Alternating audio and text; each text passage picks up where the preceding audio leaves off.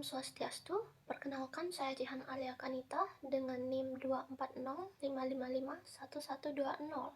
Kali ini akan memaparkan serta akan mendemonstrasikan materi DDL, Data Definition Language, yaitu merupakan perintah SQL yang dimana merupakan bahasa pemrograman yang dapat digunakan untuk mengolah data pada database.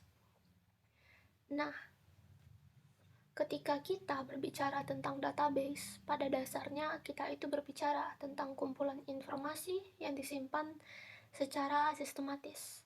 Namun, bagi komputer itu sendiri, informasi yang kita berikan itu hanya sekumpulan dummy text atau kumpulan teks-teks yang gak punya arti atau makna dikarenakan tidak ada instruksi atau perintah yang jelas.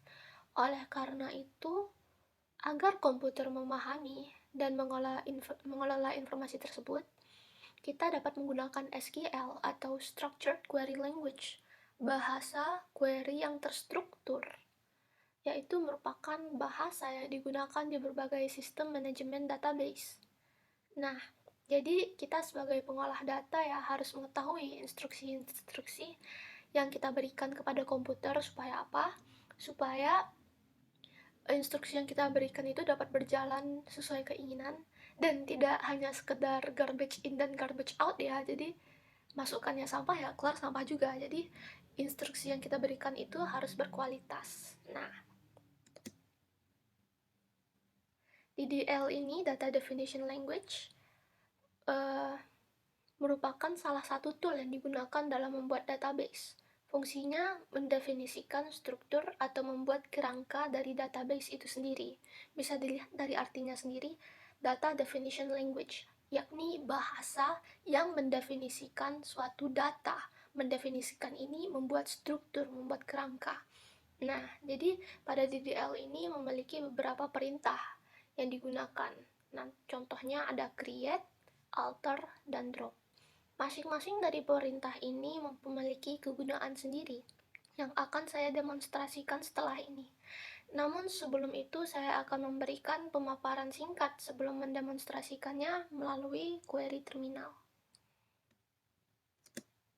Nah, kita dapat membuat objek dengan memanggil create, lalu diikuti oleh objek yang kita inginkan, yaitu salah satunya database atau table. Jadi kita dapat membuat pada query create database ataupun create table. Lalu kita dapat mengikuti dengan nama database, nama objek yang kita inginkan.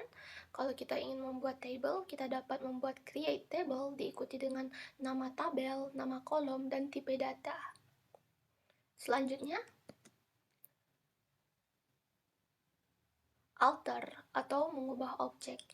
Dengan alter kita dapat mengubah objek, salah satunya kita dapat mengubah kolom, mengubah tabel. Nah, yakni perintah-perintahnya kita dapat mengganti nama suatu objek, kita dapat menggunakan rename, lalu kita dapat menambah kolom dengan add column, lalu kita dapat menghapus kolom dengan drop column, lalu memodifikasi kolom dengan modify column. Lalu yang terakhir terdapat drop, yakni menghapus objek. Untuk menghapus objek ketika di mana kondisi kita tidak memerlukan suatu objek itu lagi, yakni jika kita tidak menginginkan tabel ini lagi atau kita tidak menginginkan kolom lagi, maka kita dapat melakukan perintah drop. Nah, drop ini kita dapat mengedrop database, table, kolom, ataupun primary key itu sendiri.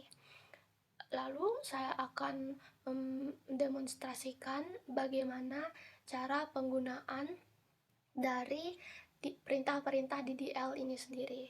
Nah, kali ini saya akan menggunakan XAMPP yang dimana saya kebetulan sudah menghidupkannya. Nah, di sini sudah ada keterangan bahwa MySQL database sudah running. Lalu saya akan membuka terminal. Untuk dapat mengakses MySQL sehingga kita dapat membuat query melalui MariaDB, kita akan memasukkan ke direktori application XAMPP, exam file, bin MySQL. Lalu saya akan mengetikkan menu root.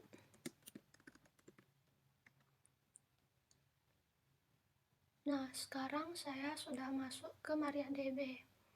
Sebelum itu, saya ingin menampilkan terlebih dahulu database apa saja yang sudah ada di MariaDB saya dengan menggunakan komen show databases. Lalu diikuti titik koma.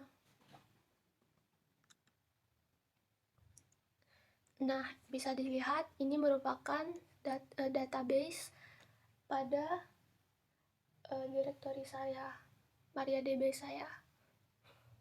Sekarang saya ingin membuat sebuah database baru menggunakan komen create database, lalu diikuti dengan database yang saya inginkan,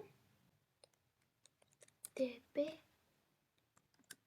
toko, diikuti dengan query OK, yang berarti kita sudah membuat database. Untuk melihat bahwa database db toko sudah masuk ke dalam database kita akan mengulangi lagi show databases. Nah, di sini terlihat bahwa db toko sudah terbuat dan tersimpan. Lalu kita dapat menggunakan agar kita dapat melakukan perubahan pada db toko, kita dapat menggunakan command use. Nah, kita dapat menggunakan use lalu diikuti dengan db toko. Jangan lupa dengan titik koma. Nah, yang sebelumnya non sekarang menjadi kita masuk ke query db toko, yang dimana saya akan mendemonstrasikan untuk nge-create tabel. Yang pertama, saya akan membuat create table db pegawai, yang dimana saya akan mengisi ID pegawai yaitu dengan integer. Lalu saya akan membuat atribut not null, lalu auto increment.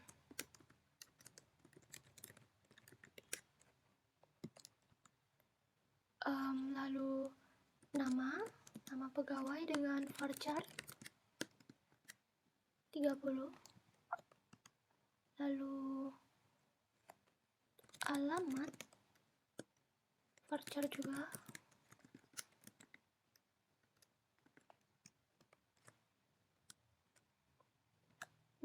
Is active dengan tiny integer kecil 1. Lalu email varchar 30 20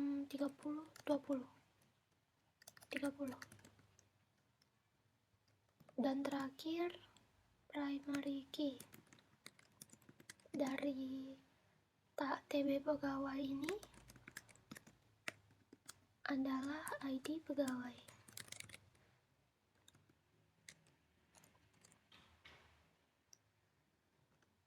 Lalu ditutup dengan tutup kurung dan titik koma. Nah, query OK ini merupakan tanda bahwa tb pegawai berhasil dibuat. Lalu saya akan membuat satu tabel lagi dengan nama tb supervisor, yang dimana isinya ada ID supervisor tentunya. Saya memberikan integer not null juga atributnya, dan auto increment.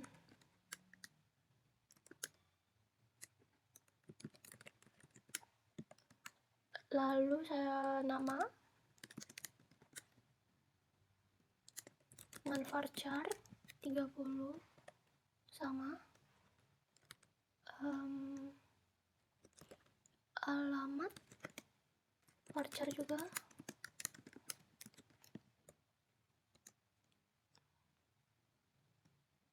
alamat supervisor lah.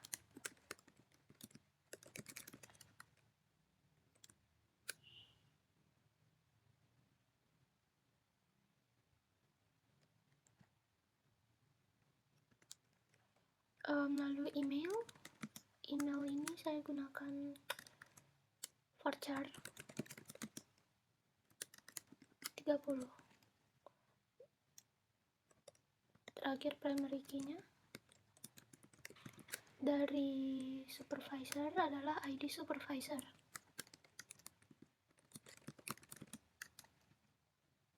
Lalu saya tutup dengan kurung dan titik koma.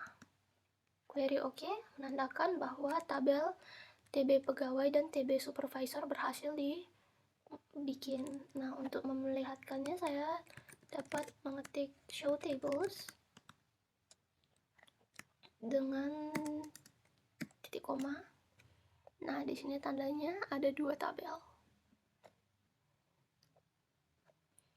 Nah, sekarang saya akan menjelaskan bagaimana cara melakukan alter object. Di sini alter terdapat beberapa perintah yang seperti yang saya jelaskan, terdapat rename, add, drop, modify pada kolom-kolom tabel yang sudah kita bikin, yakni tabel pegawai dan tabel supervisor. Nah, yang pertama adalah rename. Pada alter rename, untuk memanggil perintah alter, kita dapat memanggilnya dengan alter table, diikuti tabel mana kita inginkan. Saya sekarang ingin ingin masuk ke tabel TB pegawai. Nah, di sini saya akan mendemonstrasikan bagaimana cara nge-rename. Jadi saya bisa dapat merename alter pegawai menjadi M pegawai.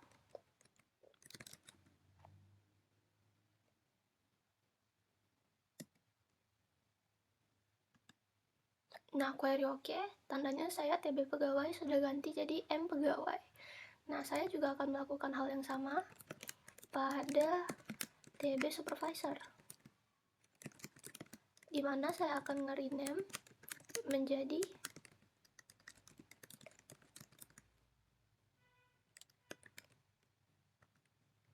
M supervisor. Mohon maaf, di sini saya memiliki sedikit typo.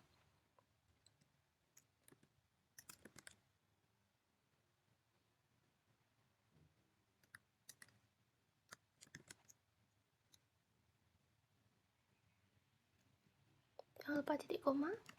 Query OK, tandanya sekarang tabel kita yang awalnya TB pegawai dan TB supervisor sudah kita ubah namanya dengan alter menjadi M pegawai dan M supervisor.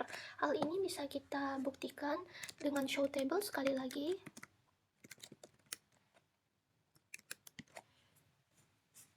Titik koma.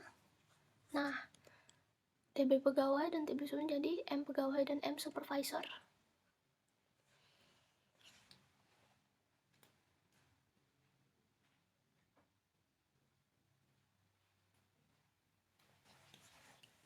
Setelah melakukan rename, kita dapat melakukan perintah alter yang lain, yakni kita dapat menambah kolom. Menambah kolom, kita dapat menambah kolom pada tabel dengan add kolom. Nah, jadi kita akan mendemonstrasikannya pada tabel pegawai.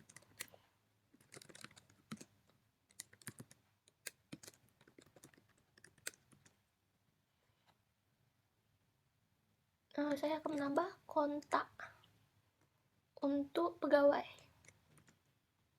Kontak pegawai varchar 15.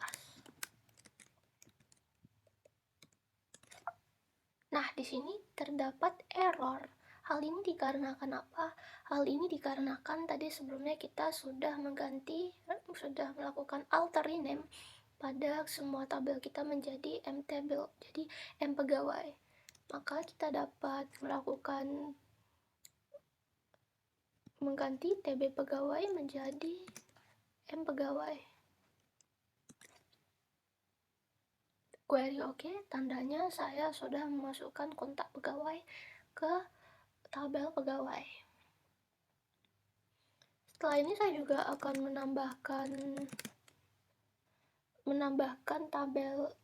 menambahkan kolom di supervisor.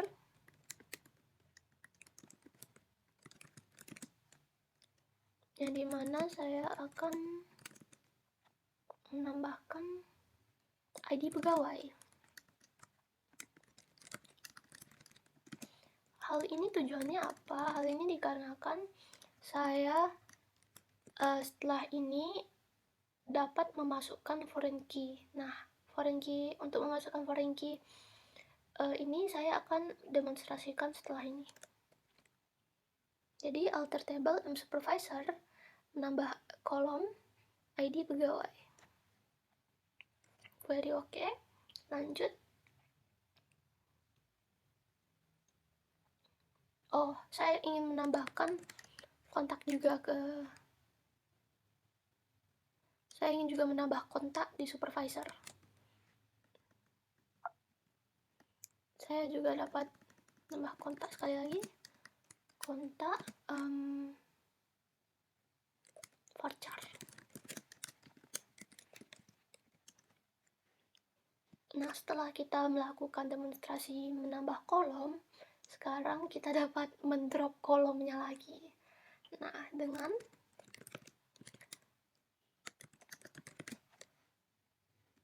di pegawai dengan drop kolom. Nah, salah satu yang ingin saya drop pada TB pegawai atau M pegawai, email.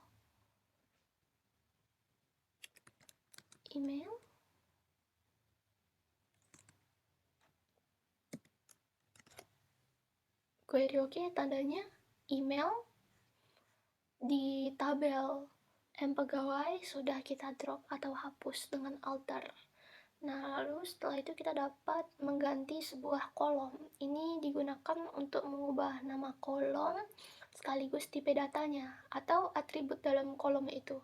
Jadi kita harus menyebutkan nama kolom yang lama dan nama kolom yang baru. Nah, contohnya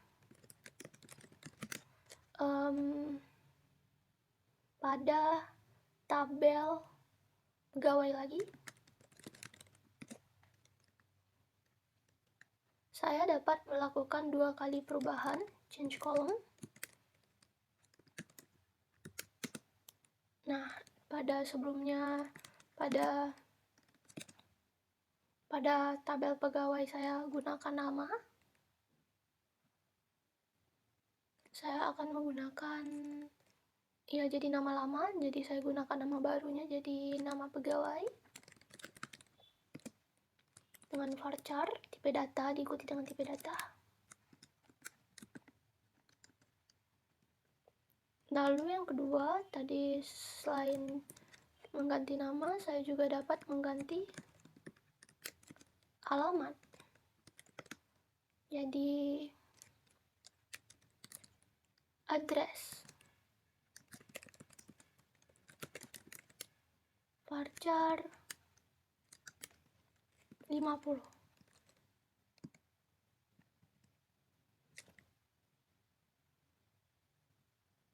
Varchar 30.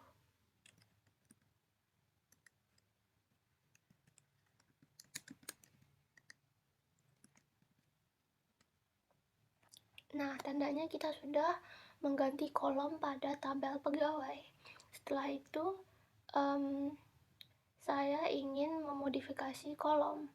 Untuk memodifikasi kolom, kita dapat menggunakan perintah modify column. Lalu kita dapat alter table. Kali ini saya ingin melakukannya di tabel supervisor. tabel supervisor kita gunakan modify column. Tadi sebelum kita tambahkan kontak menggunakan add column, yang dimana kontak itu 15.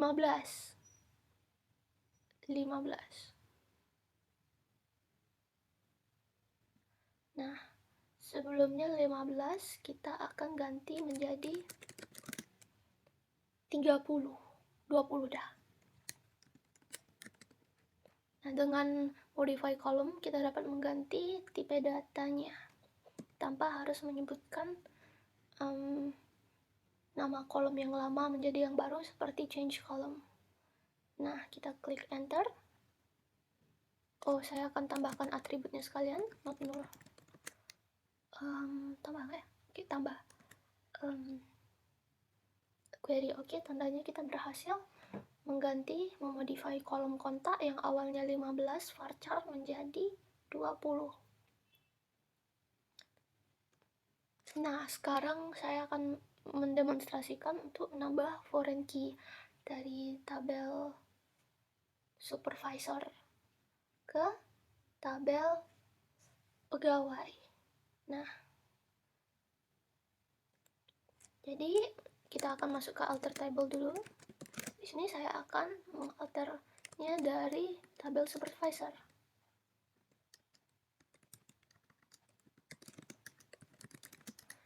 Alter supervisor ini nunjukin bahwa kita akan mengubah tabel supervisor, lalu add constraint FK pegawai, tandanya foreign key ke pegawai. Nah, ini menambahkan constraint yang baru ya, dengan namanya kita agar lebih mudah dengan FK pegawai. Lalu foreign key kita jelaskan bahwa nentuin kolom tabelnya ID pegawai, yang kita foreign key ini dari ID pegawai.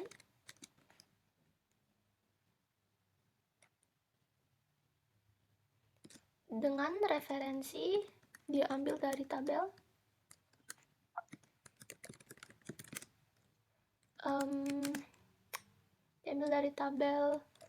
M pegawai, lalu kita acukan lagi ID pegawai.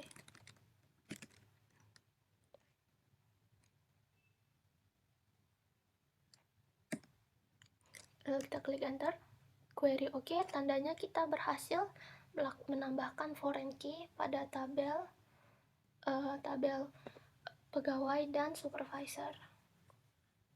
Kita dapat melakukan perintah drop object, yang dimana kita dapat melakukan drop database itu sendiri, drop tabel, dan drop kolom.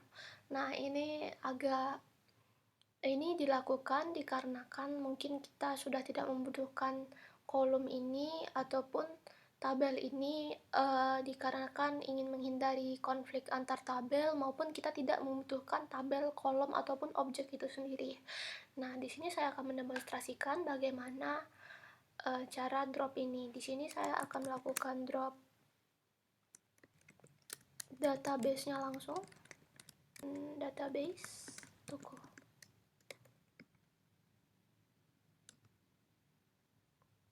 Nah, tandanya saya sudah menghapus database toko.